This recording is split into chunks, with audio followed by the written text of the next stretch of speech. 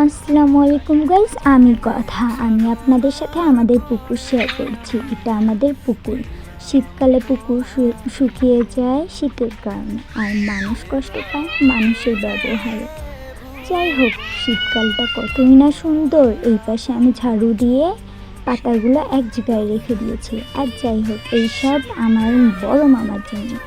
এই সবগুলো আমার বড় মামার। এই পাশে যতগুলো জমি কাটানো আছে সবগুলো আমাদের। এই পাশে এই জমিটা আমাদের।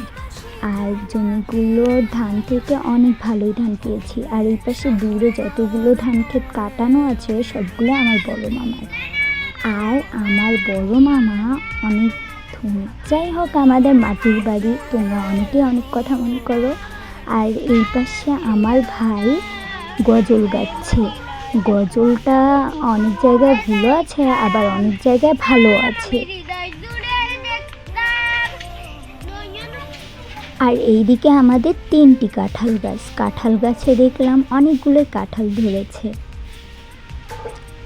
আর এই পাশে মরিচ গাছ, ধনিয়ার গাছ, পেঁয়াজের গাছ, সন্ধ্যামালতির গাছ সহ আরও অন্যান্য গাছ লাগিয়েছি। মাশাআল্লাহ, গাছগুলো অনেক ভালো হয়েছে। আর এই পাশে একটি অ্যালোভেরার গাছটি